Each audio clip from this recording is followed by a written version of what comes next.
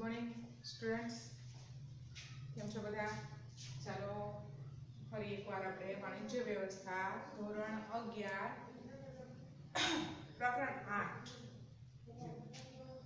પ્રકરણ 7 સુધી આપણે જોયું. ત્યાર પછી પ્રકરણ 8 જોઈએ તો છે ધંધાકીય મૂડીના પ્રાપ્તિ સ્થાનો. ધંધાકીય મૂડીના પ્રાપ્તિ સ્થાનો. હવે મૂડી શબ્દ શું છે? તો કે કોઈ પણ ધંધાકીય એકમની શરૂઆત કરવી હોય તો સૌપ્રથમ જરૂરિયાતની કોઈ વસ્તુ હોય તો એ છે મૂડી, એટલે કે નાણું. નાણાં વગર તમે કોઈ પણ કાર્ય છે એ શક્ય છે નહીં. તમે કોઈ પણ બાબત છે, આપણે ઔદ્યોગિક ક્રાંતિ દરમિયાન આપણે વિજ્ઞાન અને તકનીકી ક્ષેત્રે ઘણી બધી શોધો થઈ, અનેક શોધો થઈ.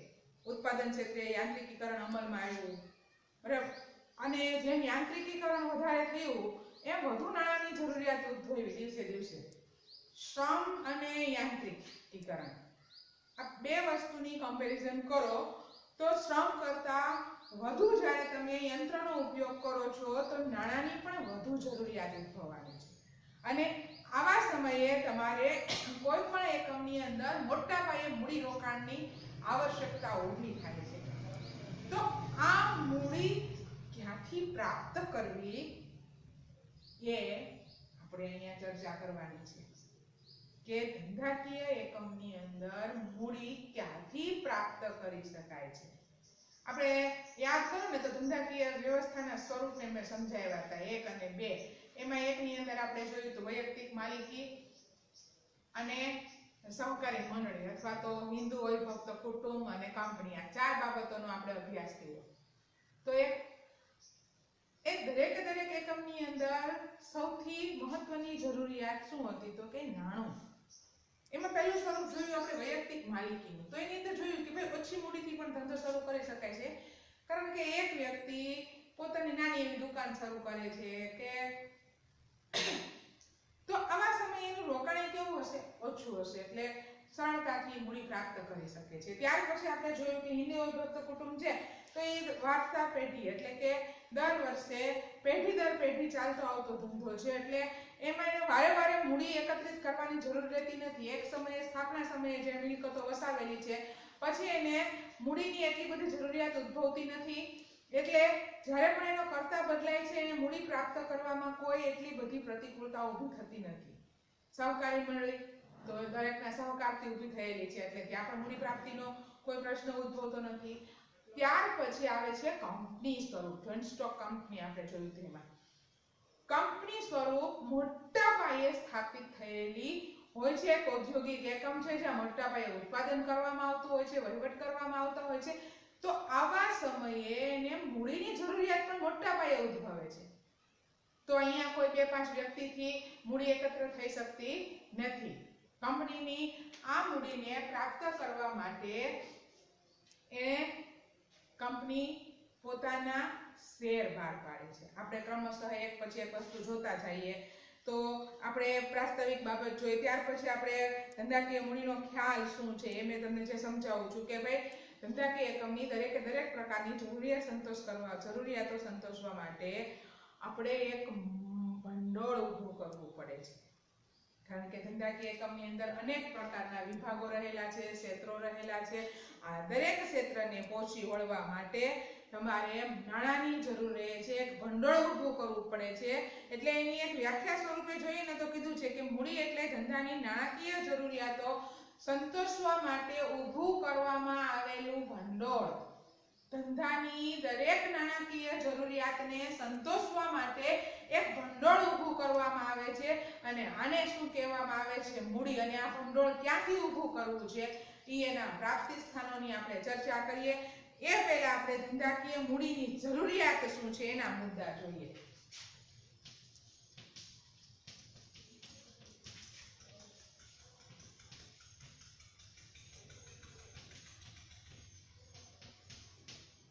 ધંધાકીય મૂડીની જરૂરિયાત. ધંધાની અંદર મૂડીની જરૂરિયાત શું છે એનો પહેલો આપણે મુદ્દો જોઈએ. 8.1.1 કહીએ. ધંધાની મૂડીનો ખ્યાલ 8.1 છે અને એનો પેટા મુદ્દો છે 8.1.1 ધંધાકીય મૂડીની જરૂરિયાત. એની અંદર આપણે એક પછી એક પેટા મુદ્દા જોઈએ.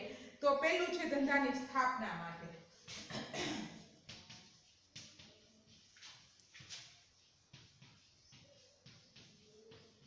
ધંધાની સ્થાપના માટે.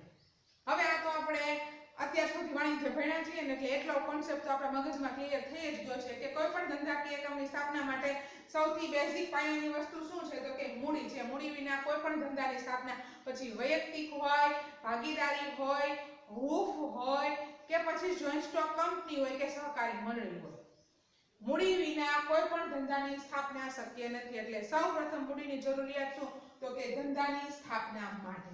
ત્યાર પછીની બીજી જરૂરિયાત શું તો કે સ્થિર મિલકતોની ખરીદી માટે.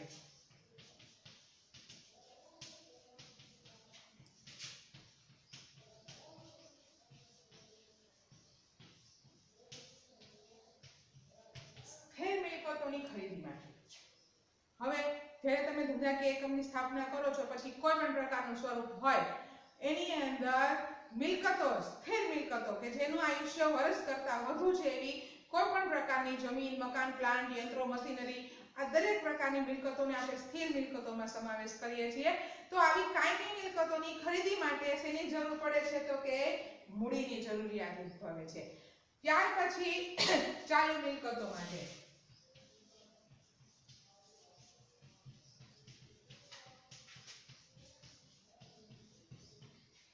જો સ્થિર મિલકતો મેં તમને કહ્યું કે જેનું આયુષ્ય 1 વર્ષ કરતા વધુ છે એવી કોઈ પણ પ્રકારની સ્થાવર મિલકતો, જમીન, મકાન, પ્લાન્ટ, યંત્રો, મશીનરી બરાબર કે જે ઘણા વર્ષો આપણને લાભ આપવાની છે એ સ્થિર મિલકતો. તો ચાલુ મિલકતો એટલે કે જેનો લાભ આપણને રોજબરોજ મળી રહેવાનો છે, જેમાં કાચો માલ, તૈયાર માલનો સ્ટોક, કાચા માલનો સ્ટોક, હાથ પરની રોકડ, બેંક બેલેન્સ એટલે કે બેંકની અંદર રહેલી આપણી રોકડ, લેણદારો, દેવાદારો, લેણદારોને તો આપણે મિલકત ન કહી શકીએ પણ આપણે દેવાદારો, લેણી મૂડી આ બધી ચાલુ મિલકતો છે. અને આ ચાલુ મિલકતો માટે એટલે કે કાચા માલના સ્ટોક માટે પણ આપણે આવી મિલકતની જરૂર ઉદ્ભવે, મૂડીની જરૂરિયાત ઉદ્ભવે છે. કારણ કે એની અંદર આપણે કાચો માલ હશે તો જ આપણે તૈયાર માલમાં રૂપાંતર કરી શકવાના છીએ. કાયમી જે કર્મચારીઓ છે ને જે તમારે રોજબરોજની મજૂરી, ખર્ચ ચૂકવવાના છે, પગાર ચૂકવવાનો છે, આ દરેક બાબત માટે મૂડીની જરૂરિયાત ઉદ્ભવે છે. ત્યાર પછી છે પાંચમું આકસ્મિક જરૂરિયાત માટે. 4 નંબરનું ધંધાના આધુનિકીકરણ અને વિસ્તરણ માટે.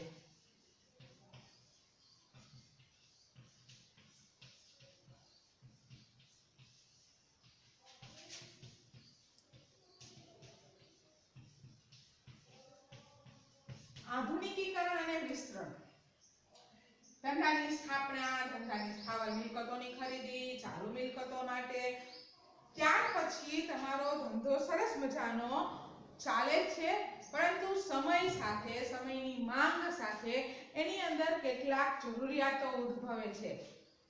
તમે તમારો જે કોઈ પણ પ્રકારનો ધંધાકીય એકમ છે એની અંદર સમયાંતરે તમારે ફેરફાર કરતા રહેવું પડે છે. કારણ કે ગ્રાહકોની રુચિ, ફેશન, માંગમાં ફેરફાર થતા રહે છે. ત્યારે ગ્રાહક સમય સાથે બદલાતો રહે છે અને એની જે જરૂરિયાત છે એમાં પણ ફેરફાર થતો જાય છે. નાની વયના બાળકો છે ત્યારે કોઈ એક વ્યક્તિ છે નાનું બાળક સ્વરૂપે છે ત્યારે એની જરૂરિયાત રમકડાની છે. મોટો થાય છે એટલે એ મોજ શોખ એટલે કે કપડાં અને એની પાછળ ખર્ચ કરે છે. પ્રૌઢ બને છે એટલે એ પુસ્તકો કે અન્ય કોઈ વસ્તુ માટે ખર્ચ કરે છે. વૃદ્ધાવસ્થામાં દવા પાછળ ખર્ચ વધી જાય છે. તો એક વ્યક્તિની આપણે જરૂરિયાત કીધી.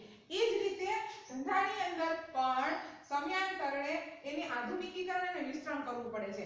આ વિસ્તરણ ક્યારે થાય છે કે જો ધંધાનો વિકાસ થાય તો એનું વિસ્તરણ કરવું પડે છે. એટલે કે એક શાખા હોય તો બીજી શાખા, અન્ય શાખાઓ ઊભી કરીએ છીએ. આધુનિકીકરણ ક્યારે જરૂરી બને છે કે સમય સાથે ચાલવા માટે. અત્યારની પેઢીની જરૂરિયાત શું છે, શું એને જોઈએ છે, આ બાબતને ધ્યાનમાં રાખીને ધંધાનું આધુનિકીકરણ કરવું પડે છે. એટલે કે તમારી વસ્તુની પ્રોડક્ટ બદલાવી પડે છે. પહેલા આજથી 30 વર્ષ પહેલા જે યંગ જનરેશન હતી એની શું માંગ છે, અત્યારે કઈ પ્રકારની માંગ કરે છે એને ધ્યાનમાં રાખીને તમારે તમારો ધંધો છે એનું આધુનિકીકરણ અને વિકાસ થાય છે તો એનું વિસ્તરણ માટે પણ મૂડીની જરૂરિયાત ઉદ્ભવે છે. જૂના યંત્રો છે, જૂની ટેકનોલોજીના, એનાથી તમે અત્યારની માંગને પહોંચી વળવા માટે વસ્તુઓ તૈયાર નથી કરી શકતા. તો અત્યારની ટેકનોલોજી મુજબના સાધનો, યંત્રો ખરીદવા માટે તમારે વધુ મૂડીની જરૂરિયાત ઉદ્ભવે છે. આ રીતે તમારે આધુનિકીકરણ અને વિસ્તરણ માટે પણ મૂડીની જરૂરિયાત ઉદ્ભવે છે. અને ત્યાર પછીનો મુદ્દો છે આકસ્મિક જરૂરિયાત માટે.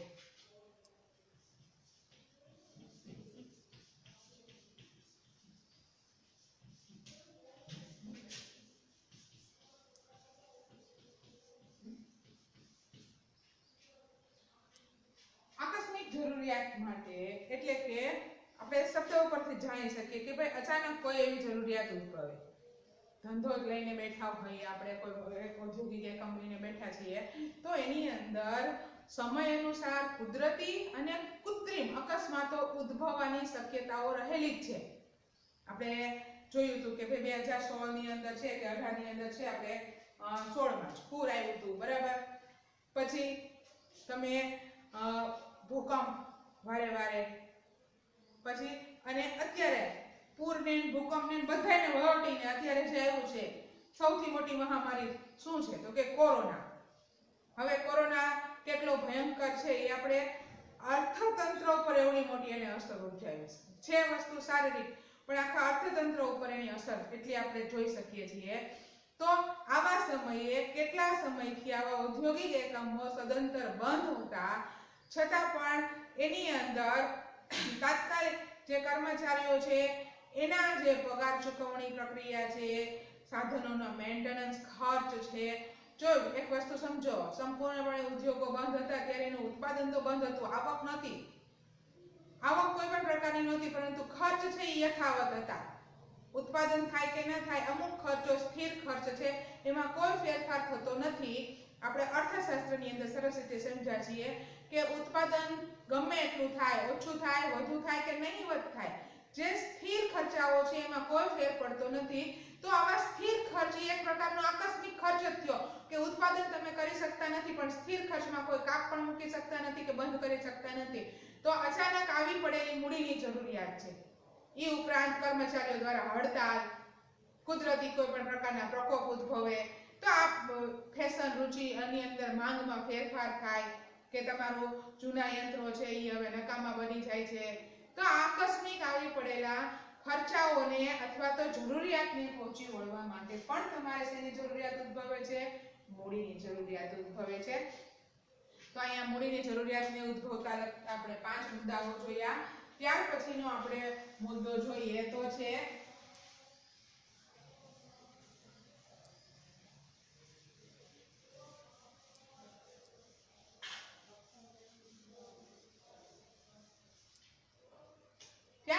મુદ્દો જોઈએ આપણે 8.1.2 તો ધંધાકીય એકમમાં નાણાંનું મહત્વ.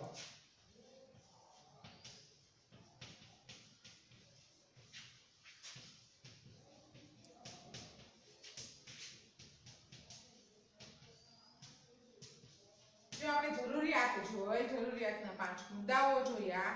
હવે એનું મહત્વ શું છે?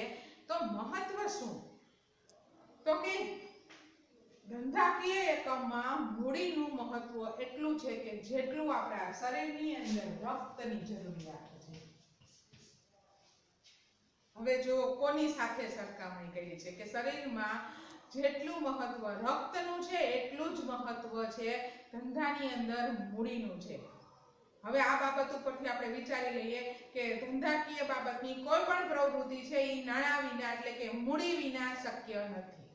તમારું શરીર જીવિત ક્યારે છે તો કે રક્ત ભ્રમણ કરે છે અથવા તમારા શરીરની અંદર રક્ત છે ત્યારે રુધિરાભિસરણની પ્રક્રિયા શરૂ છે, એટલે કે રક્ત તમારા શરીરની અંદર છે તો તમારું શરીર ચાલે છે, તમે જીવિત છો. એ જ વસ્તુ અહીંયા એકમની અંદર છે કે એકમની અંદર મૂડી છે તો જ એકમ શરૂ છે. આટલું મહત્વ છે ધંધાકીય એકમની અંદર મૂડીનું. કોઈ પણ પ્રકારની આર્થિક પ્રવૃત્તિ છે એ મૂડીની આજુબાજુ જ પરિભ્રમણ કરે છે. મૂડી વિના એ કોઈ બાબત શક્ય છે નહીં. તો આ રીતે મૂડીનું એટલું મહત્વ રહેલું છે કે તમે મૂડી પ્રાપ્ત કરો અને એ મૂડીને કઈ રીતે તમે એનો ઇષ્ટતમ ઉપયોગ કરો છો અને વહેંચણી કરો છો. આમ ધંધાકીય એકમમાં નાણાંનું મહત્વ શરીરની અંદર જે રક્તનું મહત્વ છે એની સાથે સરખામણી કરીને આપણને સૌથી સારામાં સારું ઉદાહરણ પૂરું પાડ્યું છે કે મૂડી વિના કોઈ પણ ધંધાકીય સંચાલન કે એકમના કોઈ કાર્યો છે એ શક્ય છે નહીં. હવે ત્યાર પછીનો મુખ્ય મુદ્દો 8.2 જોઈએ આપણે તો એ છે ભંડોળની પ્રાપ્તિ. 8.2 માલિકીના ભંડોળો.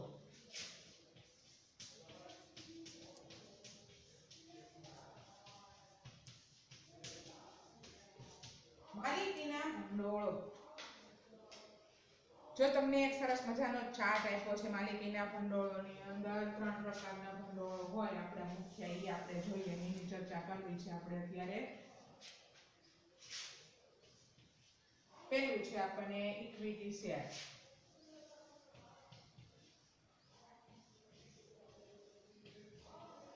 ત્યાર પછી બીજું છે આપણને પ્રેફરન્સ શેર.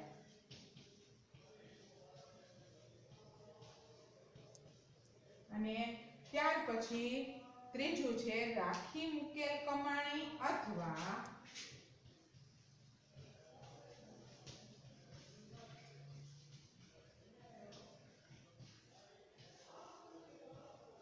નફાનું પુનઃ રોકાણ.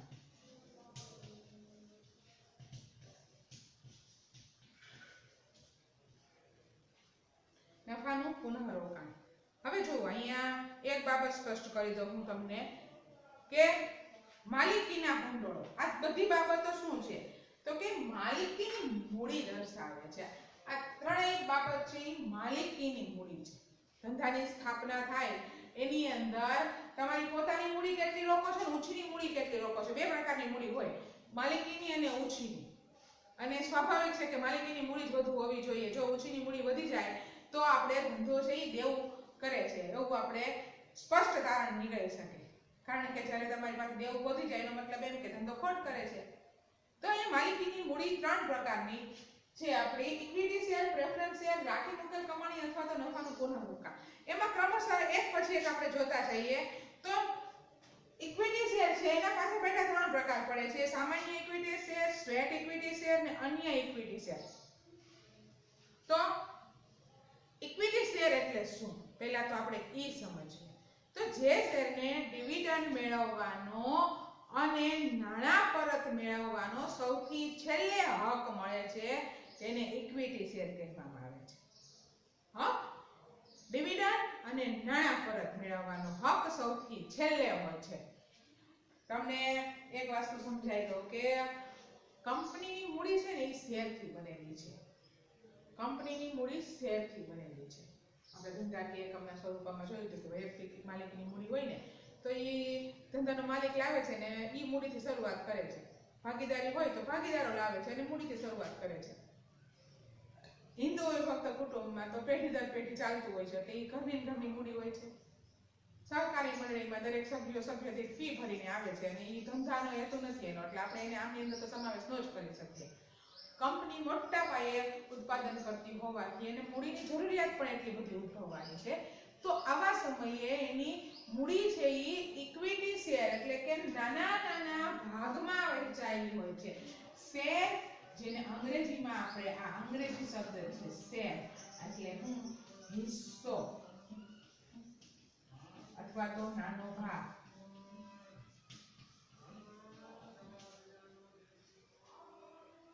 ઇક્વિટી શેર એટલે કે હિસ્સો, નાનો ભાગ. કંપનીની મૂડી આવા નાના હિસ્સામાં નાના ભાગમાં વહેંચાયેલી હોય છે અને એ શેર મૂડી કહેવામાં આવે છે. આપણે અત્યારે ઇક્વિટી શેરની ચર્ચા કરીએ છીએ એટલે આપણે એ બાબત જ જોઈએ તો ઇક્વિટી શેર એ માલિકીની મૂડી છે અને માલિકીની મૂડી છે અને આ શેર ઉપર જ્યારે રોકાણ કરવામાં આવે છે તો એના બદલામાં એને શું ચૂકવવામાં આવે છે તો કે ડિવિડન્ડ. જ્યારે ઇક્વિટી શેરમાં રોકાણ કરેલું હોય તો એમાં વળતર સ્વરૂપે શું ચૂકવવામાં આવે છે તો કે ડિવિડન્ડ ચૂકવવામાં આવે છે. અને આવું ડિવિડન્ડ અને માની લો કે કોઈ કારણોસર કંપની વિસર્જન પામે અને જો નાણાં પરત કરવાના થાય તો આ ડિવિડન્ડ અને નાણું મેળવવાનો હક આવા ઇક્વિટી શેરને સૌથી છેલ્લે હોય છે. એટલે કે ઈ પહેલા કંપનીએ જે ખર્ચ ચૂકવવાના હોય એ બધા ખર્ચ એને ચૂકવવાના રહે છે. એની લાક્ષણિકતાઓ ક્રમ પછી એક જોઈએ તો પહેલી છે સાચા માલિકો. ઇક્વિટી શેર જેની પાસે છે એ કંપનીના સાચા માલિકો છે. ભલે એને ડિવિડન્ડ અને મૂડી પરત મેળવવાનો હક છેલ્લો છે અને આપણે સમજીએ છીએ કે ઘરધણી હોય એ સૌથી છેલ્લે જમવા બેસતો હોય. જ્યારે મહેમાન આવે ત્યારે આપણી સાદી ભાષામાં કહીએ ને તો, અથવા તો આપણી ઘરે કોઈ પણ પ્રસંગ હોય તો આપણે જમણવાર રાખ્યું છે, અત્યારે લગ્ન પ્રસંગની સીઝન છે, તો તમે એક વસ્તુ નોટિસ કરો કે આપણે કોઈની ઘરે ગયા હશો તો એનું જે મેઇન ઘરધણી આપણી ભાષામાં કહીએ તો એ સૌથી છેલ્લે હોય છે. એમ કારણ કે ઈ પોતે એનો ઓનર છે, માલિક છે. એ જ રીતે કંપનીની અંદર પણ સાચા માલિક કોને ગણવામાં આવે છે? ઇક્વિટી શેરને. ત્યાર પછી બીજું છે મતાધિકાર. અહીંયા સામાન્ય સભાની અંદર મત આપવાનો અધિકાર માત્ર શેર દીઠ કોને આપવાનો અધિકાર છે? તો કે ઇક્વિટી શેર હોલ્ડર, જેની પાસે ઇક્વિટી શેર છે એને શેર દીઠ એક મત આપવાનો અધિકાર છે. ડિવિડન્ડ, આ પ્રકારના શેર હોલ્ડરોને મળતા ડિવિડન્ડ અને ડિવિડન્ડનો દર કેવો હોય છે? અનિશ્ચિત હોય છે. પરંતુ અશક્ય કે નામુમકિન નહીં, આપણે કહીએ ને કે નહીં મળે એવું નહીં, મળશે જ, પણ એનો દર કેવો હોય છે? અનિશ્ચિત. કારણ કે માલિક છે, કોઈ ધંધાનો માલિક છે, એ પગારદાર વ્યક્તિઓ રાખ્યા છે તો એનો પગાર ફિક્સ છે કે એટલો જ પગાર ચૂકવવાનો છે. પોતાને કેટલો નફો કે આવક થશે એ ફિક્સ હોતી નથી. એ જ રીતે ઇક્વિટી શેરને પણ ડિવિડન્ડનો દર કેવો હોય છે? અનિશ્ચિત. ક્યારેક ખૂબ વધુ મળે છે તો ક્યારેક નહિવત પણ મળે છે. ત્યાર પછી નફા સાથે સંબંધ. આ પ્રકારના શેર હોલ્ડરોને જે ડિવિડન્ડ મળે છે એ કોની પર ડિપેન્ડ કરે છે? કે કંપની કેટલો નફો કરે છે. જો વધુ નફો તો વધુ ડિવિડન્ડ, ઓછો નફો તો ઓછો ડિવિડન્ડ. એટલે નફા સાથે સંબંધ ધરાવે છે. સામાન્ય સભા. કંપનીની સામાન્ય સભામાં હાજર રહેવાનો, મતદાન કરવાનો તથા સંચાલકોને ચૂંટવાનો અધિકાર આ શેર હોલ્ડરોને મળે છે, બીજા કોઈને મળતો નથી. કારણ કે કંપનીના માલિકો છે, જો એ જોખમ ઉઠાવતા હોય તો હક પણ વધુ એને મળતા હોય છે. ત્યાર પછી છે મૂડી પરત. સામાન્ય રીતે જ્યાં સુધી કંપની હયાત એટલે કે ચાલુ છે ત્યાં સુધી આવા ઇક્વિટી શેર હોલ્ડરની રકમ એટલે કે ઇક્વિટીની રકમ પરત કરવાની હોતી નથી. કારણ કે માલિક છે, માલિક ક્યારેય પોતાની રકમ લઈ લે નહીં. એટલે કે કંપની જ્યાં સુધી હયાત ચાલુ છે ત્યાં સુધી આવી રકમ પરત કરવામાં આવતી નથી. વિસર્જન. કોઈ પણ કારણોસર જો કંપનીનું વિસર્જન થાય અને બધા જ રકમ ચૂકવાઈ જાય અને પછી જો રકમ વધે તો જ ઇક્વિટી શેર હોલ્ડરોને રકમ ચૂકવવામાં આવે છે. એટલા માટે વિસર્જન થાય તો પણ શેર હોલ્ડરોને મૂડી સૌથી છેલ્લે પરત કરવામાં આવે છે જો વધે તો. ત્યાર પછી છે લાયકાતના શેર. કંપનીના ચૂંટાયેલા સંચાલક માટે જો આવેદનપત્રમાં જોગવાઈ, આવેદનપત્ર એટલે આપણે જ્યારે આખા નિયમનું પત્રકો તૈયાર કરતા હોય ત્યારે આવું આવેદનપત્ર પણ તૈયાર કરવાનું હોય છે. જો આવેદનપત્રમાં જોગવાઈ કરવામાં આવી હોય અને સંચાલકો સંમતિ આપે તો આ શેરને લાયકાતના શેર ગણવામાં આવે છે. લાયકાત શબ્દ તમને ખબર છે કે કોઈ વસ્તુ માટે તમે એના માટેના પસંદગી પામી શકો છો. કોઈ વસ્તુ માટે માની લો કે ટીચર માટે બીએડ કરવું જરૂરી છે તો તમે બીએડ કરેલા છો તો તમે લાયકાત ધરાવો છો. એ રીતે અહીંયા પણ જો ઇક્વિટી શેરને લાયકાતના શેર ગણવામાં આવે તો પછી હવે જેની પાસે આવા શેર છે એને કંપનીની અંદર અમુક જે પ્રાયોરિટી મળવી જોઈએ, હક મળવા જોઈએ, મળતા થાય છે. મૂડી લાભ. શેર હોલ્ડરોને જુદા જુદા પ્રકારના લાભ મળે છે. કારણ કે માલિક છે તો એને જવાબદારી છે, તો સામે જે હક છે એ બધું કોને મળે છે? માલિકને જ મળે છે. તો હકના શેર છે, બોનસના શેર છે, શેરનો બજાર ભાવ વધે, બરાબર. તો આ બધો જ લાભ છે એ કોને મળે છે? ઇક્વિટી શેર હોલ્ડરોને. કારણ કે એ પોતે જોખમ ઉઠાવવા તૈયાર છે તો સામે લાભ મળે તો પણ એને જ મળવાનો છે. અને સૌથી છેલ્લે છે શેરની નોંધણી. આવા શેરની નોંધણી બજારમાં થયેલી હોય છે, એટલે કે શેર બજારમાં થયેલી હોય છે. એટલે જે લોકોએ આવા શેર ધારણ કર્યા છે એ ગમે ત્યારે આ શેરનું લે વેચ છે એ ઓપન એટલે કે શેર માર્કેટની અંદર ખુલ્લી રીતે કરી શકે છે. આવા બધા જ શેર છે એ નોંધાયેલા હોય છે. તો અહીં આપણે ઇક્વિટી શેર એટલે શું અને એનો અર્થ જોયો અને એની 10 લાક્ષણિકતાઓ જોઈએ. હવે આપણે એના પ્રકારો છે એ પછી જોઈશું. Thank you.